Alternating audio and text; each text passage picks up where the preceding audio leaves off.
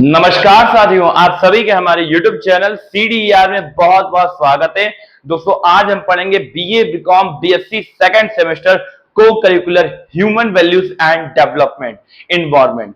दोस्तों, अगर आप तैयारी कर रहे हैं, पेपर का बहुत कम समय बचा है, तो आज मैं जो पढ़ाने जा रहा हूं उसको जरूर पढ़ लेना।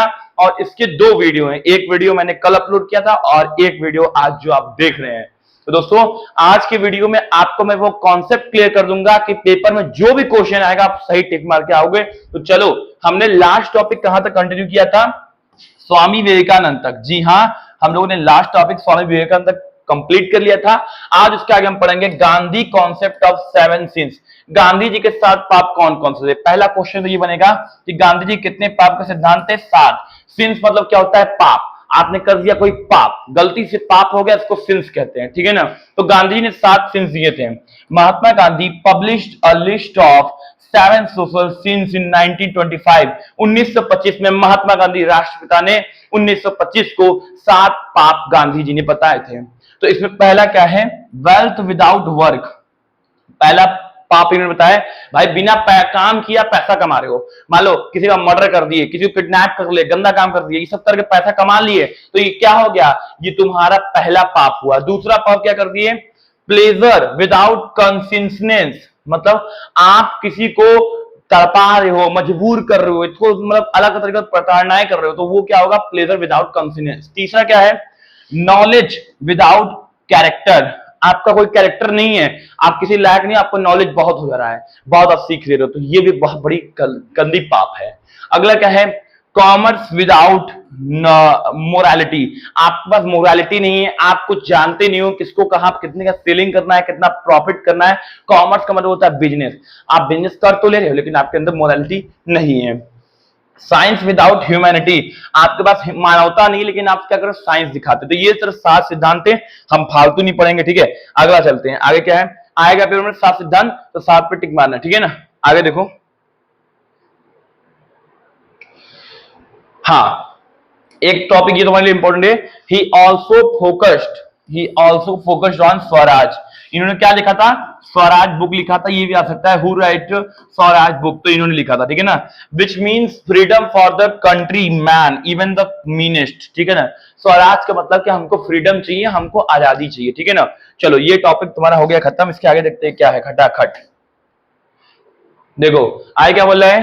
According to Gandhi the universal human value of ahimsa should, ahimsa, इसको अहिंसा लिखा, ahimsa should national level as well as international level. Ahimsa, ये कहते थे कि हमें क्या करना है? अगर हमें इंसान की ह्यूमन वैल्यू समझनी है, ह्यूमन वैल्यू सिखानी है, तो हमको कहीं ना कहीं अहिंसा करना होगा। वो हमारे भारत में नहीं, पूरे विश्व स्तर पे होना चाहिए। अहिंसा का मतलब आपको पता ही है। अहिंसा का मतलब तो मार धाड़ नहीं करना, किसी का गला काट प्रतियोगिता नहीं करना, शांति तरीके से काम करना। अहिंसा का मतलब ये होता है। तो किसने दिया है? यूनिवर्सल कहा था, गांधी जी ने कहा था। टॉपिक है, ठीक है ना। As per Gandhi view, अहिंसा and peace are described as his 2 lungs। इन्होंने, गांधी जी ने अपने 2 लंग्स को किससे नापा है? अहिंसा और शांति, ठीक है ना। अहिंसा और शांति जो गांधी जी ने इंसान के 2 लंग्स से बताया। तो ये भी बहुत इंपॉर्टेंट टॉपिक पूछ सकता है। Who tell the 2 lungs of ahimsa and peace? तो आप बोलो गांधी जी, ठीक है ना। अगला क्या है? The Gandhi's principle of wealth and wealth creation is based on the concept of trusteeship. इनका प्रिंसिपल ऑफ जो वेल्थ एंड वेल्थ था, वो किसके ऊपर था? ट्रस्टीशिप के ऊपर था। कॉन्सेप्ट इसका ये था। अगला देखिएगा, ये क्या बोले भाई? His 7 sins was published in a weekly newspaper, Young India। इनके जो 7 पाप थे उन्होंने बताया। सिंस मतलब क्या होता है? पाप। जो इन्होंने 7 पाप बताए थे, वो कहां पब्लिश हुआ था? न्यूज़पेपर यंग इंडिया में। कब हुआ था? अक्टूबर 22, 1995 को। The list was actually publication of a list by Frederick Wisdol son, which Gandhi receive from a fair friend. इन्होंने जो ये अपना 7 पाप बताया था, उन्होंने जो 7 सिद्धांत बताए थे, ये इन्होंने पाया था कहां पे? List of Frederick wisdom. इनके जो दोस्त थे उन्होंने इनको बताया था, और ये क्या किए? उसको अपना बना के भारत में पूरा फेमस हो गए। तो ये होता है इंसान की नकलची बंदर, अपने सफा नहीं देंगे, दूसरे का सफा करना चाहेंगे। इनके दोस्त बताए थे कि देखो भाई, ये 7 पाप है, तुम समझ लो। ये 7 पाप समझ लिए, अब आके भारत में ज्ञान देने लगे। ये पाप सबसे बड़ा पाप तो यही कर दिए हैं, ठीक है ना। चलिए अगला देखिए, अब आता है एपीजे अब्दुल कलाम। बहुत ही बड़ा टॉपिक है, यहां से टॉपिक हर बार पूछता है। एपीजे अब्दुल कलाम का पूरा नाम क्या था, ध्यान रखिएगा, अब्दुल पाकिर जलालुद्दीन अब्दुल कलाम। एपीजी का फुल फॉर्म कोई पूछेगा तो क्या बताओगे, एपीजी का पॉइंट आ गया हेडिंग, अब्दुल अब्दुल पाकिर जलालुद्दीन अब्दुल कलाम था। इनका जन्म कब हुआ था, 15 अक्टूबर 1931 को हुआ था। कब हुआ था, 15 अक्टूबर 1931 को हुआ था। कहां हुआ था, तमिलनाडु के रामेश्वरम में होता है। इनके पिता का नाम जलालुद्दीन मरकयार था और ये एक नाव के मालिक और एक स्थानीय मस्जिद की इमाम थे। इनके माता का नाम असीअम्मा जो कि एक गृहिणी थी, ठीक है ना। आगे चलते हैं, लाइट जल रहा है ना, हाँ। कलाम अपने परिवार में 4 भाइयों और एक बहन में सबसे छोटी थे और इनकी जो पढ़ाई हुई थी वो hard school secondary school Ramanathapuram में अपनी शिक्षा पूरी करने के बाद कलाम सेंट जोसेफ कॉलेज में तिरुचिरापल्ली में दाखिला लेने गए और जहां से उन्होंने 1954, देखिए डेट याद करिएगा, डेट जगह जो इंपॉर्टेंट चीज है, 1954 में भौतिकी यानी फिजिक्स में जो है क्या किया, ग्रेजुएशन किया, स्नातक की उपाधि प्राप्त की, ठीक है। अब आगे चलते हैं इसी क्रम में। कलाम 1955 में मद्रास इंस्टीट्यूट ऑफ टेक्नोलॉजी में एरोस्पेस इंजीनियरिंग का अध्ययन करने के लिए मद्रास चले गए और स्नातक करने के बाद कलाम रक्षा अनुसंधान और विकास सेवा डीआरडीएस के सदस्य बनने के बाद एक वैज्ञानिक के रूप में काम करना शुरू किया। 1969 में कलाम को डीआरडीएस में इसरो में हस्तांतरण कर दिया गया। 1969 में इनको देखिए डीआरडीओ में इनका हस्तांतरण हुआ था, इसरो में, और उसके 1965 में डीआरडीओ में एक स्वतंत्र रूप से रॉकेट का काम इन्होंने शुरू किया, ठीक है। फिर उसके बाद 1963 से 1964 तक ही visited NASA national aeronautics and space administration between 1970s 1990s। Kalam made effort to develop in launch polar satellite vehicle. देखिए 1963 1964 तक कहां विजिट किए, नासा जो कि नेशनल एरोनॉटिक्स स्पेस एडमिनिस्ट्रेशन था। उसके बाद 1970 उन्होंने क्या एक जो क्या क्रिएशन किया, क्या किया, पोलर सैटेलाइट व्हीकल बनाया जो कि ऊपर आसमान में अंतरिक्ष में होता है। 1998 में कलाम ने क्या किया भाई, जो है एक सोमाराज डेवलप्ड लॉ कॉस्ट कॉम्प्लेक्सनी स्टेंट नेम्ड कलाम राजू। इन्होंने क्या बनाया, कलाम राजू स्टेंट बनाया जो कि गाड़ी की तरह होता था, ठीक है ना। अब आगे चलते हैं इसी क्रम में। इन 2012 दे डेवलप टैबलेट कंप्यूटर। 2012 में आप एपीजे अब्दुल कलाम ने एक टैबलेट कंप्यूटर बनाई जो कि health care and rural area. इन्होंने एक टैबलेट कंप्यूटर बनाया भाई, हम इससे बना रहे हैं क्योंकि ये जो हेल्थ स्वास्थ्य के लिए जो नहीं पहुंच पाते वो इससे पहुंच पाएंगे। He served as the 11th president of India after K R. Narayan in 2002 to 2007। ये क्या थे, हमारे देश के प्रेसिडेंट रह चुके 2002 से 2007 तक। During his presidency, he was known as People's President। ये People's के प्रेसिडेंट कहे जाते थे, ठीक है। In 2011, he was criticized by civil group over his stand on Kudankulam nuclear power plant। In 2012, he launched a program for the youth of India called What Can I Give Movement। इन्होंने 2012 में एक programme शुरू किया, क्या नाम था, What Can I Give Movement, ठीक है ना। चलिए आगे चलिए। He wrote so many books such as Transcendence, My Spiritual Experience with प्रमुख स्वामी जी। तो ये उनका बुक नाम था, इन्होंने बुक लिखा था। He also wrote Wings of Fire। Wings of fire किसने लिखा था, एपीजे अब्दुल कलाम ने लिखा था। As a president, he emphasized on value based education। ये क्या थे, प्रेसिडेंट होते हुए इन्होंने एजुकेशन को सबसे ज्यादा महत्व दिया। And he did on 27 July 2050 he was popularly known as missile man of India.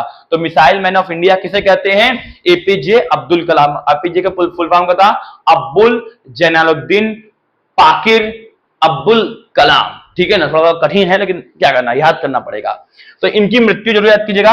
इनका डेथ जो हुआ था 27 जुलाई 2015 को हुआ था और जन्म हुआ था जो हमने बताया था वो लिख लीजिएगा। बुक लिख लीजिएगा, विंग ऑफ फायर बनाया, what can I give movement ने प्रोग्राम शुरू किया। ये सब बहुत इंपॉर्टेंट चीजें हैं, मिसाइल मैन ऑफ इंडिया का, ठीक है। अब आइए अगले पीडीएफ पे चलते फटाक से इसके बाद, क्योंकि पीडीएफ बड़ा था ना थोड़ा सा, तो इस एक में नहीं हुआ था। स्वामी विवेकानंद हमने बता ही दिया था, ठीक है ना। स्वामी विवेकानंद का भी थोड़ा बचा है लग रहा है मेरे को, क्या है इसमें, हाँ। अब इस पे आते हैं, ये स्वामी का बहुत ज्यादा पढ़ना जरूरी नहीं है लगता है। एपीजे ये भी बेकार है, जो इंपॉर्टेंट वही पढ़िए आप। ह्यूमन वेलफेयर प्रेजेंट प्रैक्टिस ये भी नहीं पढ़िए, फालतू चीज नहीं पढ़ाएंगे आपको, समय कम है, पढ़ाना आपको ज्यादा है, समझ रहे हैं आप बात को। आप पढ़िए इस समय क्वेश्चन, ये इंपॉर्टेंट क्वेश्चन आपके लिए मैं बनाया हूँ। हाँ ये पढ़ लीजिए, रतन टाटा थोड़ा पढ़ लीजिए, रतन टाटा जानते रहेंगे सही रहेगा। रतन टाटा के बारे में आइए जानते हैं रतन टाटा कौन थे।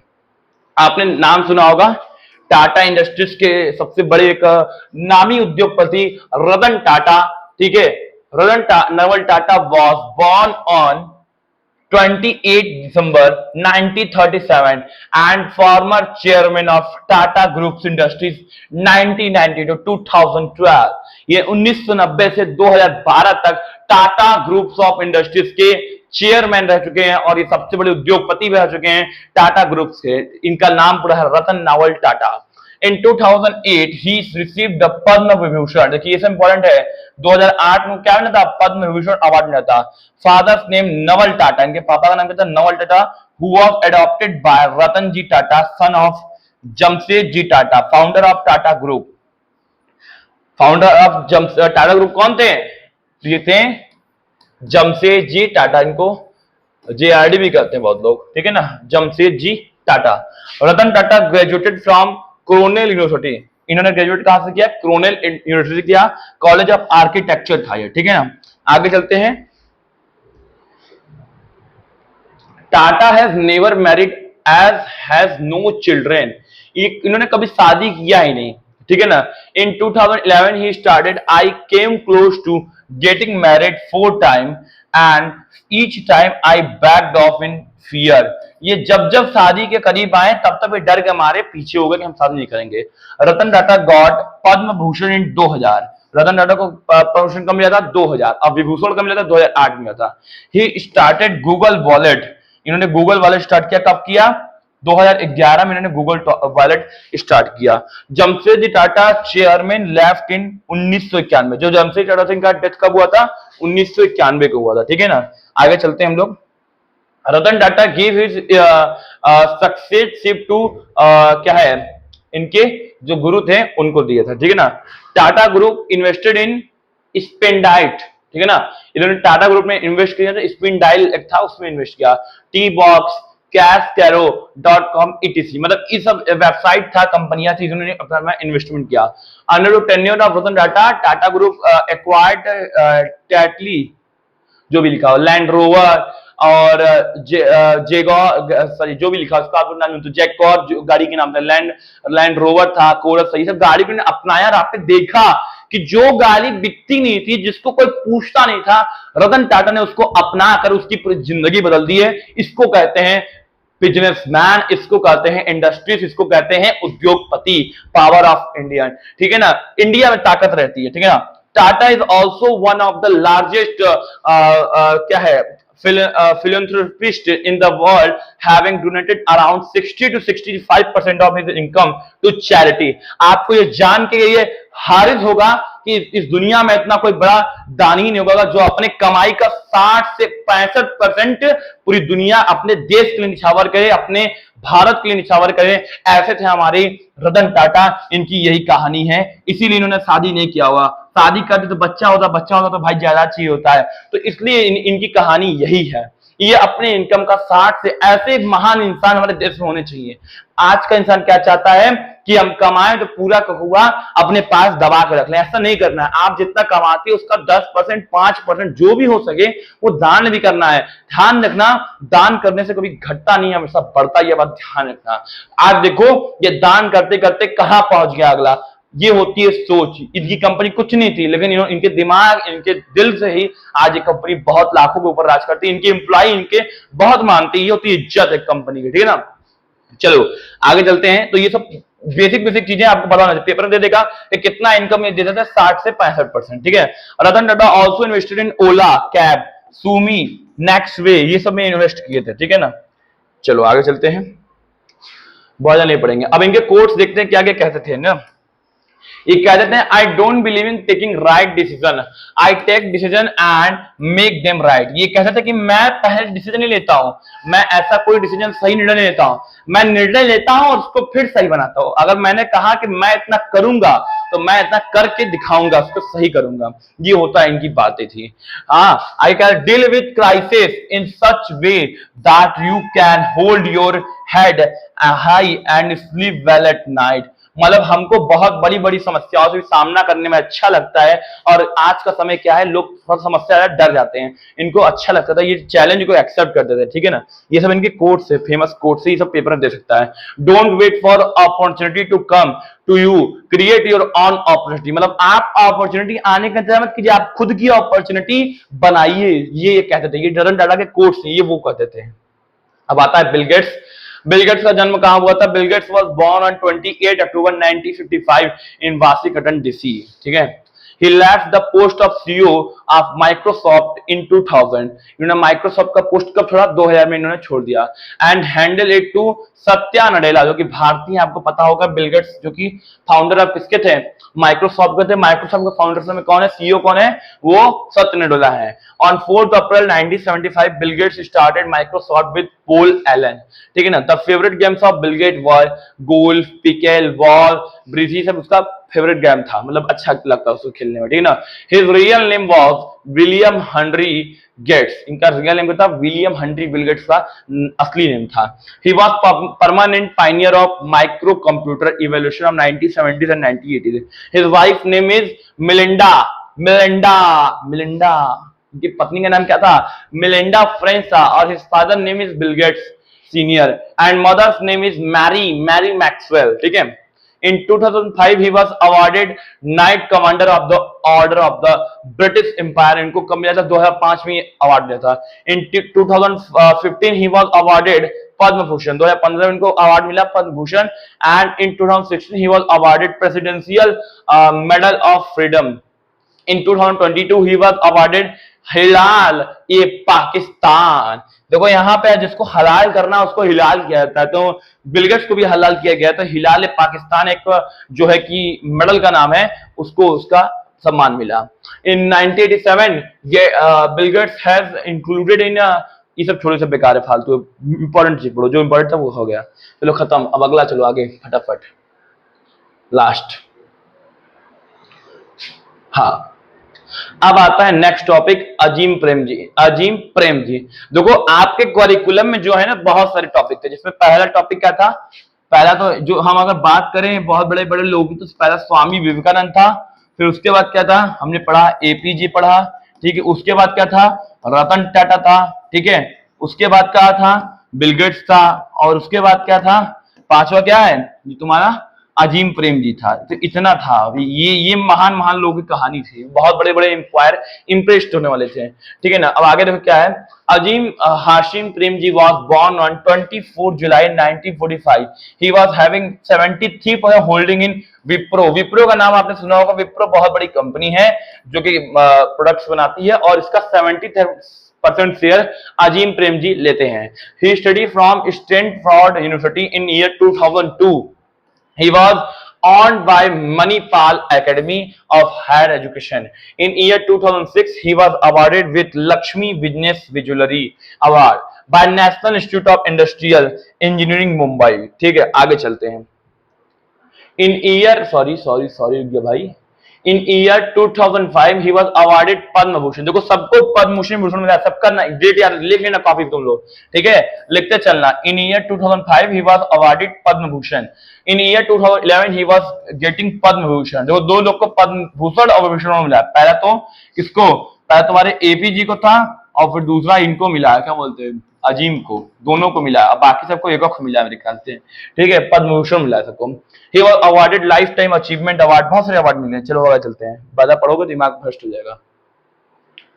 आओ इस पे, ये सब छोड़ो, ये सब भी बेकार है। अब आओ इंपॉर्टेंट क्वेश्चन बताऊंगा। देखो ये भगवत गीता की चीजें, decision making by Bhagavad Gita, ठीक है ना। भगवत गीता में कुछ बातें कहेंगे, उसको मैं पढ़ देता हूँ, जैसा पढ़ ले सही रहेगा, तभी भगवत गीता लिखोगे।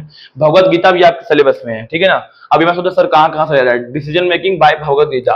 Never take decision on the basis of your feelings. कभी भी फीलिंग्स के आधार पे भगवत गीता कहता है कि कभी भी हमें अपने फीलिंग्स के आधार पे डिसीजन नहीं लेना चाहिए, हमें अपने होशो हवास में डिसीजन लेना चाहिए। दूसरा, avoid taking decision in extreme emotion, trophy और टू सैड। हम जब कभी बहुत खुश हो और जब कभी बहुत दुखी हो, उस कंडीशन में कभी भी हमें डिसीजन नहीं लेना चाहिए, ठीक है। चलो आगे चलो। Ask yourself, am I taking his decision in anger और अटैचमेंट। तुम्हें खुद से पूछना है कि मैं जो डिसीजन ले रहा हूं क्या किसी का अटैचमेंट ले रहा हूं या किसी के मुंह में ले रहा हूं। तो ऐसा कुछ हो तो मत लेना। Am I focusing only on result, क्या मैं ये जो रिजल्ट जो हम ये जो मैं ले रहा हूं रिजल्ट, ये क्या मेरे लक्ष्य को फोकस करता है। हैव फेथ योर डिसीजन, तुम्हें क्या अपने निर्णय पे भरोसा है। कीप योर गोल्स हाई, अपने गोल को अपना लक्ष्य को हमेशा ऊंचा रखो। What is good for society is good for you, जो तुम्हारे लिए अच्छा है वो तुम्हारे सोसाइटी के लिए भी अच्छा होगा। ट्रस्ट इन द लॉर्ड, अपने भगवान पे भरोसा करो। Right counselling can lead to a better decision, हमें अच्छा राइट काउंसलिंग मिलेगा तो हम अच्छा काउंसलिंग करेंगे। तो ये तुम्हारा कॉन्सेप्ट था। अब हम इसके बाद मिलेंगे अगले प्रीवियस क्वेश्चन में। और हाँ, आज हमारा शाम को गूगल मीट पे लाइव क्लास होने वाला है, आप सभी जरूर ज्वाइन कीजिएगा। अभी के लिए इतना ही, आप सभी को जय हिंद। अब मिलते हैं पेपर के साथ।